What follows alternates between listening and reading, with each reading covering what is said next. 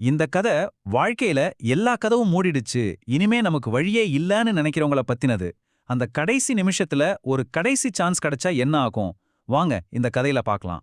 வாழ்க்கையில ஒரு தடவை தோத்து போறது ரொம்ப சாதாரண விஷயம்.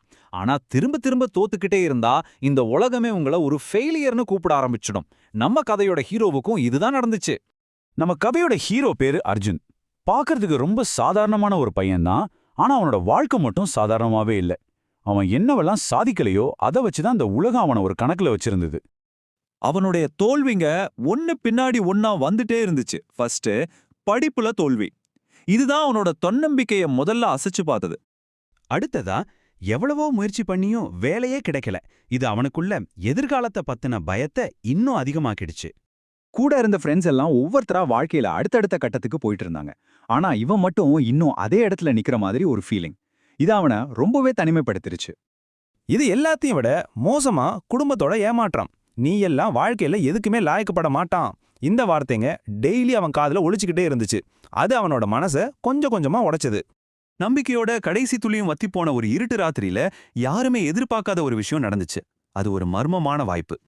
அன்னைக்கு ராத்திரி பயங்கரமான மழையில தனியா உட்கார்ந்திருந்தான் அர்ஜுன். அவன் மனசுக்குள்ள ஒரே கேள்விதான், நான் நிஜமாவே இவ்ளோ ஒர்த்தில்லாதவனா? எனக்குன்னு ஒரு வாய்ப்பு கூட கிடைக்காதா? அவன் கண்ணுல தண்ணியோடு இருக்கிற அந்த நேரத்துல அவன் போன்ல ஒரு மெசேஜ் வந்துச்சு, ஒரு தெரியாத நம்பர்லேருந்து. உனக்கு இன்னும் ஒரு கடைசி வாய்ப்பு இருக்கு. அந்த மெசேஜே அவனுக்கு ஒரு சேலஞ்ச் கொடுத்தது. 30 நாள் டெய்லி காலையில 4 மணிக்கு எழுந்திருக்கணும், உன்னோட பயத்தை நீயே ஃபேஸ் பண்ணணும், ஒவ்வொரு நாளும் உன்னை நீயே இம்ப்ரூவ் பண்ணிக்கணும். இதெல்லாம் பண்ணலன்னா நீ உண்மையிலேயே ஒரு ஃபெயிலியர் தான். சோ அந்த 30 நாள் போராட்டம் தொடங்குச்சு. இது சும்மா சில பழக்கங்களை மாத்திர பயணம் மட்டும் இல்லைங்க. இது அவனோட மன உறுதிய முதல்ல இருந்தே உருவாக்குற ஒரு பெரிய பயணம். ஆரம்பம் ரொம்ப ரொம்ப கஷ்டமா இருந்துச்சு. முதல் நாள் அலாரம் அடிச்சும் அவனால எழுந்திருக்கவே முடியல.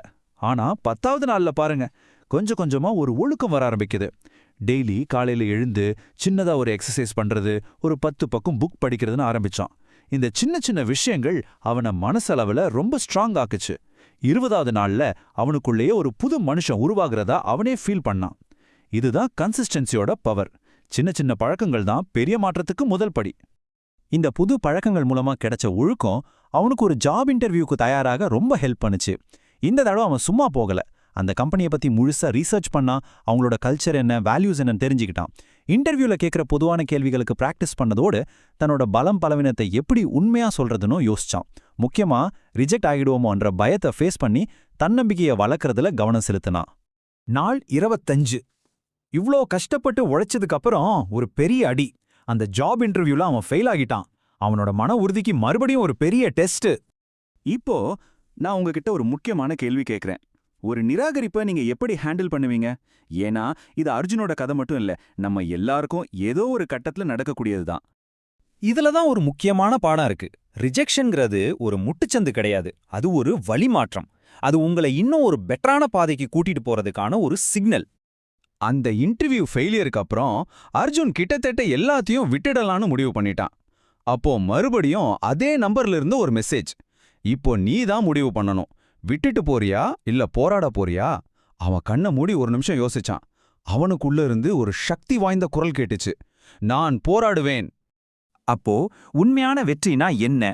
அது வெளியிருந்து கிடைக்கிற ஒரு வேலையோ ஒரு பொருளோ இல்ல, அது நமக்குள்ள நடக்கிற ஒரு மாற்றம். அவனோட இன்டர்வியூக்கும் 2வது இன்டர்வியூக்கும் இந்த வித்தியாசத்தை பாருங்க.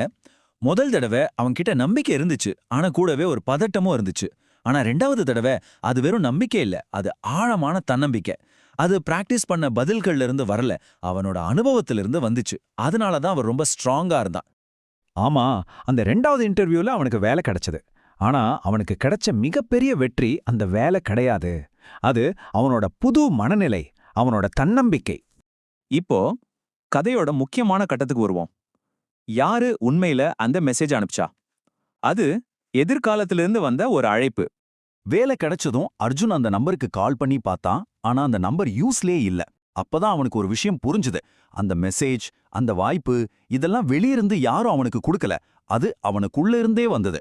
அவன் எதிர்காலத்துல என்னவாக ஆக முடியுமோ அவனோட அந்த பெஸ்ட் வெர்ஷன் தான் அவனுக்கு வழிகாட்டியிருக்கு. இந்த கதையோட மையக்கருத்து இதுதான். தோல்விங்கிறது ஒரு முடிவு கிடையாது, அது ஒரு புது இன்னும் வலிமையான அத்தியாயத்தோட ஆரம்பம். அர்ஜுனோட கதை உங்க கதையாவும் இருக்கலாம். வாழ்க்கை நமக்காக காத்துட்டு இருக்காது. நமக்கான வாய்ப்பை நாம தான் உருவாக்கணும். ஒருவேளை நீங்க ஒரு முக்கியமான எக்ஸாம்ல ஃபெயில் ஆயிருக்கலாம், இல்ல ஒரு இன்டர்வியூல ரிஜெக்ட் ஆயிருக்கலாம். ஆனா அது முடிவில்ல, அது ஒரு ஆரம்பம். உங்க கடைசி வாய்ப்பை உங்க முதல் வெற்றியா மாத்த நீங்க தயாரா? இப்பவே ஆரம்பிக்கலாமா?